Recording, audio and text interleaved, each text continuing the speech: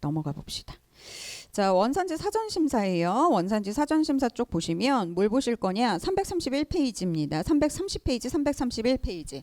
자, 원산지 사전심사. 일단 이의제기 가능하죠. 일단 결과는 언제까지 나와요? 결과는 90일 이내에 나옵니다. 그래서 사전심사서라는 결과가 적혀있는 종이서류를 받을 거고요.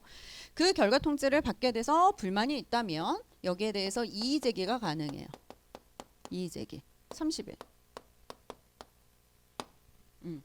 30일. 그쵸? 그래서 이의제기에 대한 내용이 지금 330페이지에 나옵니다. 그렇죠? 그래서 30일 이내에 이의제기를 할 수 있고, 그 다음에 이의제기에 대한 결과 통지도 지금 밑에 세 줄 보시면 원산지 조사 결과에 대한 이의제기 준용한다 그랬죠? 그래서 요거는 결과 통지도 30일이라고 보시면 돼요. 근데 제일 잘 나오는 건 사실 이거예요. 내가 사전심사 신청을 했을 때 결과 통지가 언제 오느냐. 그게 가장 중요합니다. 자, 그 다음에 331페이지 한번 보실게요. 자, 요거 보시면 사전심사 업무의 권한, 위임, 한번 보실 겁니다. 일단, 원칙적으로 사전심사에 대한 내용들, 원산지 사전심사라든가 결과통지라든가 이의제기 처리라든가 내용 변경이라든가 이런 것들은 관세평가 분류원장한테 위임이 가능해요. 하지만 지금 동그라미 1, 2, 3에 관련된 내용은 위임되어 있지 않아요. 그 중에 가장 많이 나오는 게 동그라미 2번입니다. 1, 3번은 거의 안 나온다라고 보시면 돼요. 한마디로 원산지 표시에 관한 사항은 관세평가 분류원장에게 위임되어 있지 않아요. 그러니까 우리 문제 풀 때도 제가 말씀드렸지만 원산지 사전심사에 대해서 내가 궁금한 게 있어요. 원산지 표시가 궁금해. 자, 사전심사 신청할 수 있다 없다? 있어요. 사전심사 신청 대상은 맞아요. 원산지 표시 물어볼 수 있어요. 내가 원산지 표시 물어봤어요. 그럼 관세청장이 이 내용을 관세평가 분류원장한테 위임할 수 있나요? 그건 안 된다라는 거예요. 그렇죠? 관세평가 분류원장에게 이 내용까지 위임할 수는 없습니다. 그래서 그걸 좀 꼭 구분을 해 두시고요. 334페이지에 보시면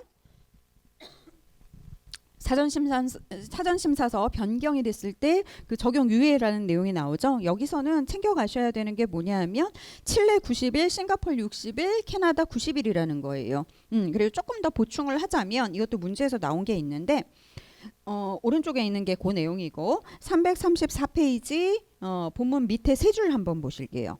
적용유예 신청을 받았어요. 그러면 7일 이내에 이걸 심사를 해야 됩니다. 그냥 적용유예 신청을 내가 했다고 해서 무조건 해주는 게 아닐 거 아니에요. 심사를 해요. 그래서 이 심사는 7일입니다. 7일. 그래서 이게 타당하면 변경 적용 유예를 해줄게. 이 결과 통지를 해줄 거예요. 그래서 이 유예를 받고 싶다. 변경에 대해서 적용 유예를 받고 싶다면 여기에 대해서 신청을 해야 되고요. 그리고 그 결과 통지는 7일 이내 나올 겁니다. 그래서 그렇게 보시면 돼요. 자, 불복 쪽은 뭐 하지 말라고 말씀드렸죠. 한 문제 정도는 틀려주셔야죠. 자, 비밀 취급 자료는 어렵지 않으니까 보시고요. 351페이지 협정관세 적용 보류가 나오죠. 특히 351페이지에 맨 위에 있는 협정관세 적용 보류 대상 동그라미 1, 2, 3하고 지금 꼭 비교를 하셔야 되는 게 문제 보셔서 아시겠지만 354페이지에 협정관세 적용 제한하고 요거를 구분을 해 두셔야 돼요. 일단 큰 틀은 협정관세 적용 보류라는 거는 뭐예요? 협정관세 적용 아예 안 해주겠다는 거예요? 아니에요. 지금은 뭔가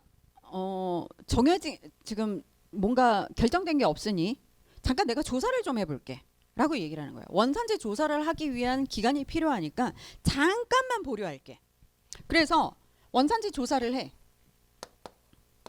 그래서 이날 봤는데 원산지 조사가 끝났는데 결과를 봤더니 두 가지 결과 중에 하나겠죠. 원산지 결정 기준을 충족하는 경우가 있을 거고 충족을 못한 경우가 있을 거예요. 충족을 못했다면 이거는 FTA 세율 적용 못해주는 거니까 그냥 끝난 거고 충족을 했어. 근데 적용 안 해줬잖아. 적용 보류를 했잖아요. 적용 보류를 한다는 얘기는 FTA 세율 적용하는 게 아니라 관세법 세율을 적용한다는 얘기예요. 관세법 세율. 관세법 세율을 적용을 해서 FTA 세율 적용 보류를 했잖아. 그러니까 충족을 했다면 이거를 세액을 고쳐야겠죠. 무슨 세율로? FTA 세율로. 협정 관세로 고쳐야 된단 말이야. FTA 세율을 적용을 해줘야 돼요. 그렇죠? 그래서 세액을 고치고 세관장이 경정을 할 거고요. 그래서 이 차액을 요 내가 냈던 세율하고 세액하고 이 FTA 세율을 적용했을 때 세액하고의 차액을 환급을 해줄 겁니다. 이게 적용 보류죠. 적용 제한은 뭐예요? 아예 처음부터 적용 못 해주는 거예요. 왜? 적용 제한 사유들 보실까요? 이게 내용은 많지만 딱 보시면 이건 적용해 줄 수가 없어요. 예를 들면 1번에 보시면 요거는 30일 이내에 자료 제출 안 했잖아. 자료 제출을 안 한 거예요. 혹은 거짓 자료 제출했는데 어떻게 FTA 세율을 적용을 해주냐고. 그치? 기간 내에 회신이 안 와요. 이것도 문제인 거고. 쫙 읽어보면 우리가 공부했던 것처럼 얘네들은 협정관세 적용을 해주고 싶어도 해줄 수가 없는 애들입니다. 자, 356페이지. 이건 쉽죠? 협정관세 적용 신청한 날의 다음 날부터 5년간 관세부가 제척 기간이다. 그다음에 가산세는 1과목에서 봤던 가산세랑 동일하기 때문에 여기서는 굳이 안 보셔도 돼요. 거의 문제 안 나오는 거 보셨죠? 거의 없어요. 자, 그다음에 협정관세 적용 제한자 지정 볼게요. 361페이지에 보시면 5년간 2회 이상. 5년간 2회 이상이라는 말이 나오죠. 숫자 그거 체크하시고. 그렇게 협정관세 적용 제한자가 되면 언제까지 적용 제한이 되는 게 원칙이냐? 밑에서 세 번째 줄 5년입니다. 당연히 협정에서 정한 기간이 5년을 초과한다면 그 협정에 대해서 따르는 기간을 따를 거예요. 그렇게 보시면 됩니다. 자, 그렇게 하시고 우리 벌칙 한번 보실게요.